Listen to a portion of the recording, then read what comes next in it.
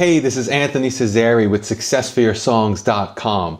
If you want to feel more confident when you're playing your live shows, a big part of that is eliminating your most worrisome mistakes that may happen to you often. And really that all starts off the stage in your practice sessions. But it's not so much a matter of if you're practicing as it is how you're practicing that will help you eliminate these mistakes from your performances. So that's why I'm going to be playing a clip for you of an interview I did with Christoper Sutton of the site Musical You, who has a lot of great thoughts on this topic and how you can shape your practice routines in order to improve efficiently. There are a couple of things that we found really help people if they're not already using them. The first actually is from that same professor, Anders Ericsson. The other thing he's famous for is coining the term deliberate practice. So as he was doing all of this research into talent and what makes people succeed, he found that there was a specific kind of practicing that gets you vastly better results than the traditional approach.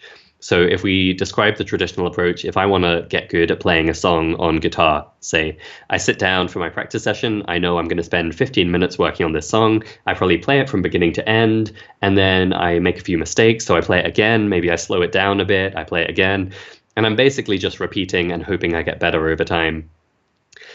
The research showed that there are a number of things you can do that characterize much more effective practice. So instead of that, deliberate practice, I think there are 4 aspects to it. So one of them is that you're intentional. You sit down to practice with the clear intention, okay, maybe I'm going to try and get the pitching of my notes exactly right in this piece this time, or maybe I'm going to focus on really getting accurate with the rhythm. So there's a clear intention to your practice. It's got to be an intention that is going to extend you. Like it can't just be, I'm going to play it like I did yesterday. It needs to actually push you beyond. It needs to be responsive. So if you play it and you're not getting it right, you need to actually stop and be like, oh, I didn't get that right. I better fix it. And it does need to be repetitive. So you can't just kind of try it once, get it wrong, try it again, get it wrong, and leave it at that and move on to something that's more fun. You really need to drill in. And, the simple way to explain it is that deliberate practice is about focusing on the stuff you can't do. So instead of playing the song and 90% of it's fine and there's 10% of it that's hard and you play the same whole song every time, you focus just on that 10% and you spend all of your practice time on that 10%. And it's incredibly hard and it's boring and it's frustrating, but it means you get 10 times the improvement from that practice session. And so that's a hugely powerful idea. If you haven't used it before, to really think about what am I doing as I sit down to practice this piece or practice this scale or learn this music theory, and really honing in on what I'm challenged by and spending all of my effort and attention on improving that thing. So that's one really powerful idea we found with our members. The other isn't as powerful, but it's quite a nice one just to have in your toolkit, which is that if you've learned to practice music the way I was taught, supposing you're sitting down and you've got 3 pieces and 5 scales that you're going to practice on your instrument today, my routine and the way I was taught was you're going to play piece A for 5 minutes, you're going to play piece B for 5 minutes, you're going to play piece C for 5 minutes, and then you're going to do your scales. You kind of block it like that and you allocate your practice time that way. But more recent research has shown that what's called interleaved practice gives you better results. So instead of doing all of your 5 minutes on piece A, then all of your 5 minutes on piece B, then and so on, you actually interleave the time you're allocating. So you might spend 2 minutes on piece A, then 2 minutes on piece B, and then come back to piece A for another 2 minutes, and then go to piece C. And that may sound very scatterbrained, and actually I may have given a bad example there in terms of timing. You might want to spend 5 minutes on piece A and 5 minutes on piece B to give yourself a chance to actually do something.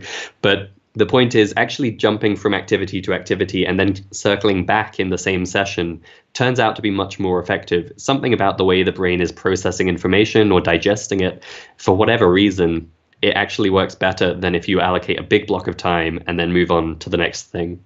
One thing I should really mention is that in the research on deliberate practice, what Professor Ericsson found was that it is really important to have an experienced guide, whether that's an instrument teacher or a mentor who's a few steps ahead of you, to help you. This applies in the moment in your practice session and in the longer term as you choose your training plan and strategy and the steps for it.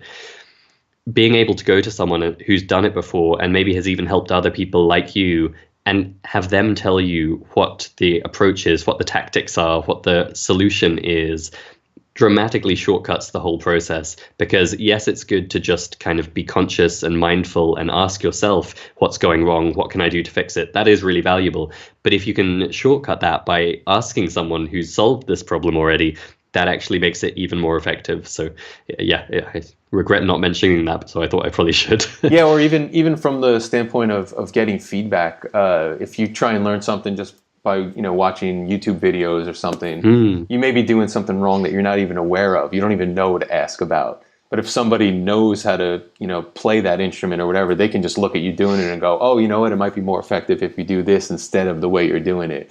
And then it's like, oh, right, because I would never even thought of that, Right. And, we started off this by you asking about motivation, and this is so crucial for motivation. A couple of years ago, we basically took all of our products and put them all into one membership site. And a big part of the reason was we found people really struggled with motivation, and they struggled because they would be following a path and it would stop working and they wouldn't know why. And it was very rare that they'd reach out and email us to ask for help, which meant they just kind of got stuck. And however good the course was or the app was, inevitably there would be a sticking point. And if they didn't have someone they could reach out to, it was really hard for them to actually follow through and succeed. And so switching to the membership approach just means that we're there every day. And if they get stuck with something, we can spot that and help them. And we can be that experienced guide kind of providing the solution rather than them just bashing their head against the wall. So you're absolutely right that, particularly now with the internet, you can look at a tutorial and think you know what you're doing. But then if it turns out you don't, you really need the ability to reach out to someone and get help. Right. Yeah. And actually, one thing, too, I wanted to add about when we're talking about the specific practice routines, outside of what you're playing during that time, I found for myself personally, it helps a lot to not just say like, okay, I'm going to practice every day and be super general or vague about it, but to say like, I'm going to practice, first thing every morning for whatever, half hour, or even I found actually if you make the time period short, once you get started, you tend to go longer. So if it helps you to just do it, to make it short, and then you'll probably go longer, even if you just say 15 minutes just to get you to do it, and then you can expand on it. But being super specific about what you're going to do, when you're going to do it, and that kind of thing will help you actually do it. And then you can do the stuff that you talked about, getting into the nitty gritty of the actual practice routine. Where do you want to tell people to go to learn more about you and your site and what you're doing? Sure. So our main website is musical-u.com. That's the letter U. And on that site, you'll find over 1,000 free articles and tutorials on pretty much everything we've talked about today, whether it's goal setting and planning or playing chords by ear or improvising or songwriting even. And yeah, hopefully that will give you a great starting point for exploring some of these ideas. Awesome. Since the presentation of your song is so crucial to how it's perceived by your audience, if you're looking for more ways to improve your performances and your recordings, I have 2 free cheat sheets for you about that. So tap on the screen here for that. Also, if you haven't yet subscribed to our YouTube channel to get updated on all of our latest YouTube videos, tap this button here. And I'll also have links for that stuff for you below this video. So thanks again for checking this out. I'll talk to you in the next one. Take care.